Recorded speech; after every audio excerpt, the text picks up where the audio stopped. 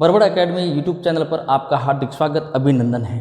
आज मैं फिर से नया तथ्य लेकर आपके सामने उपस्थित हुआ हूँ। हमारा नया तथ्य है राम भक्ति शाखा।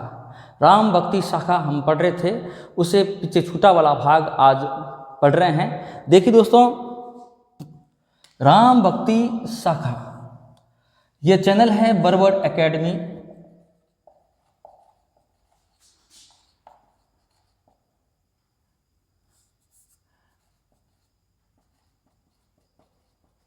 इसको आप सब्सक्राइब करें, लाइक करें, कमेंट करें और सब्सक्राइब करना न भूलें। राम भक्ति शाखा में आज अपन पढ़ रहे हैं रामानंद के शिष्य, उनके बारे में, और उसके बाद में राम भक्ति शाखा की जो रचनाएं हुई है उनके बारे में चर्चा करेंगे।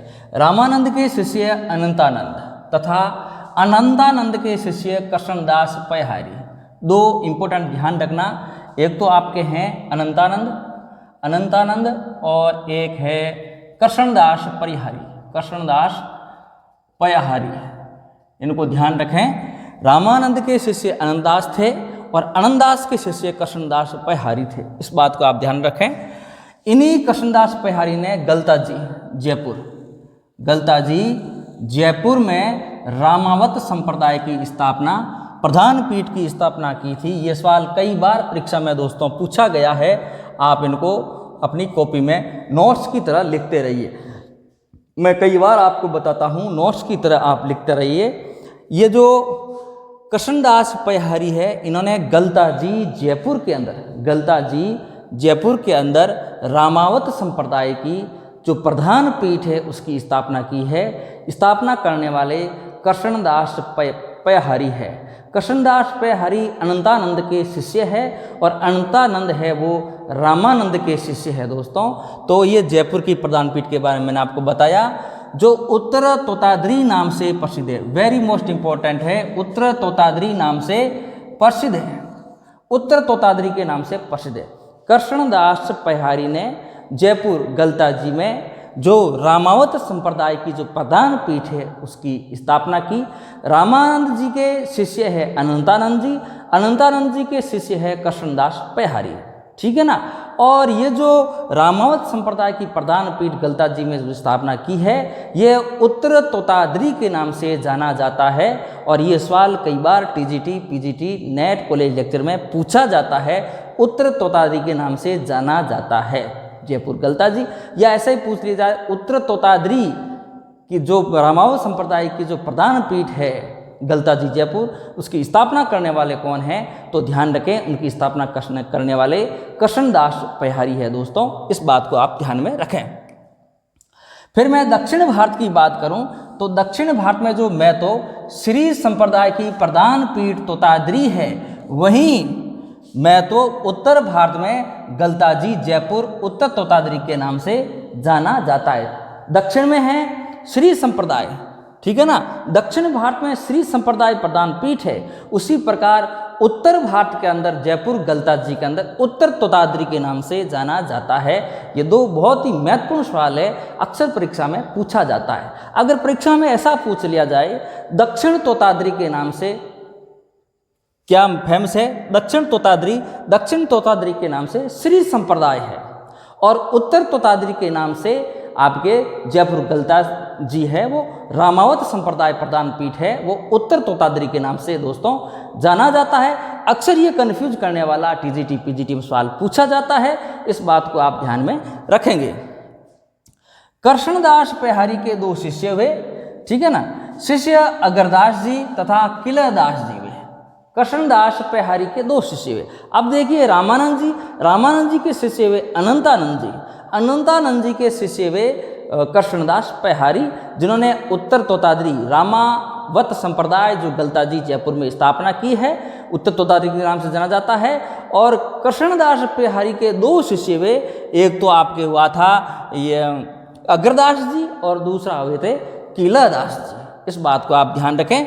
अगर पूछ लिया जाए कि अगरदास जी के गुरु जी का क्या नाम है तो कृष्णदास पैहारी। ये सवाल अक्सर मिलान वाले सवालों में पूछा जाता है, एक तरफ शिष्य एक तरफ गुरु का नाम, अक्सर ये सवाल पूछा जाता है। तो आप अपनी कॉपी में नोट्स की तरह, जिस तरीके से मैं एक नोट्स की तरह आपको लिखा रहा हूँ, उस तरीके से आप वीडियो को रोककर स्क्रीनशॉट लेकर आप लिखते रहिए।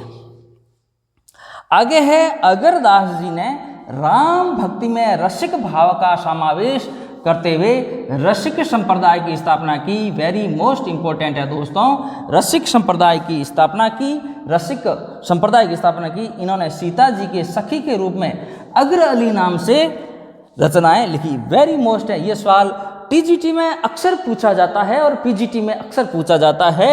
अगरदास जी ने राम भक्ति में, अगरदास जी ने राम भक्ति को रसिक भाव से वो शक्ति पैदा की और उसमें समावेश करते हुए रसिक संप्रदाय की स्थापना की। ठीक है ना, अगर अली ने रसिक संप्रदाय की स्थापना की और इन्होंने सीता जी को सखी मानकर सखी रूप में अगर अली नाम से इन्होंने रचनाएं लिखी। अब अगर अली अगरदास पैहारी वो एक ही है दोस्तों। कई बार परीक्षा में पूछा जाता है, ये सवाल कई बार परीक्षा में पूछा गया है, सीता जी की सखी के रूप में, सीता जी को सखी के रूप में रचनाएं लिखने वाले कौन हैं? तो आपके सामने अगर अली अगरदास होंगे या अगर अली नाम से जाने जाते हैं अगरदास जी। अगर अली की अगर स्पेलाउट पूछ ले कि अगरदास जी का अगर अली नाम क्यों पड़ा, क्योंकि सीता जी को अपनी सखी मानकर उन्होंने जो रचनाएं लिखी वो रचनाएं अगर अली नाम से लिखी। दोस्तों इस बात को आप ध्यान में रखेंगे। आगे है, राम भक्ति में माधुर्य भाव पैदा करने वाले अगरदास जी है। ये भी मोस्ट सवाल है। राम भक्ति में, राम भक्ति के अंदर माधुर्य भाव पैदा करने वाले, मिठास पैदा करने वाले, है ना, लोगों को अपनी ओर आकर्षित करने वाले अगरदास जी थे दोस्तों। तो अगरदास जी बहुत ही महत्वपूर्ण है। इन्होंने अगर अली के रूप में रचनाएं लिखी, वो सीता जी को सखी के रूप में मानकर रचनाएं लिखी, वो अगर अली नाम से लिखी। ये आप ध्यान में रखेंगे। और ये अगरदास जी है वो कृष्णदास पैहारी के शिष्य है। इस बात को आप ध्यान में रखेंगे। अगरदास जी के दूसरे शिष्य किलेदास जी ने राम भक्ति में तपसी शाखा की स्थापना की। वेरी मोस्ट इंपॉर्टेंट है, तपसी शाखा की स्थापना करने वाले कौन है? किलेदास।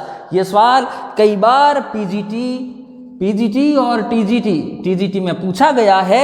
तपसी शाखा की स्थापना करने वाले कौन हैं? तो ये दोस्तों किलेदास होंगे। किलेदास अगरदास जी के कृष्णदास पैहारी के शिष्य हैं। अगर अली और किलेदास दो शिष्य वे थे। यहाँ थोड़ा मिसप्रिंट हो गया। अगरदास और किलेदास कृष्णदास पैहारी के शिष्य थे। अगर अली ने तो सीता जी को सखी भाव के रूप में मानकर अगर अली के नाम से रचनाएं लिखी, और किलेदास ने राम भक्ति में तपसी शाखा की स्थापना की, जो अपना आप में बहुत ही महत्वपूर्ण है। कई बार परीक्षा में पूछा जाता है तपसी शाखा की स्थापना करने वाला कौन है? किलेदास है दोस्तों। इस बात को आप ध्यान में रखेंगे।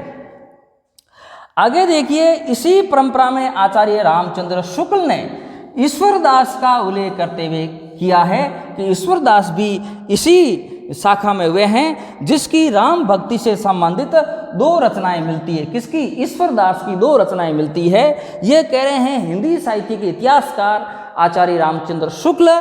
ईश्वरदास की दो रचनाएं मिलती है, एक तो है भरत मिलाप और एक अगंध पेज।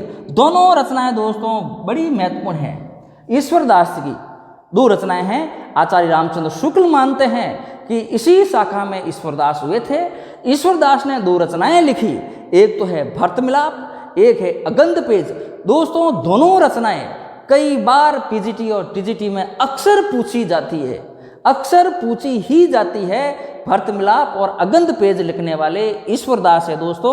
हमेशा आज ही आप ध्यान में रखेंगे, ईश्वरदास है। अगंध पेज और भरत मिलाप लिखने वाले हैं ईश्वरदास। आज के बाद ये नहीं भूलोगे, ये दोनों रचना लिखने वाले आपके ईश्वरदास हैं। आज दोस्तों इतना ही। अगली कक्षा में राम भक्ति शाखा की जितनी भी रचनाएं हुई है, मुख्य रचनाएं जो परीक्षा में आने वाली है, उन रचनाओं को लेकर मैं आपके सामने हाजिर होऊंगा। तब तक मुझे इजाज़त दीजिए। और दोस्तों आपसे एक बहुत बड़ा निवेदन है, इस चैनल को आप ज़्यादा से ज़्यादा शेयर करें, लाइक करें, सब्सक्राइब करना ना भूलें। मैं आपका अति आभारी रहूँगा। नमस्कार, धन्यवाद।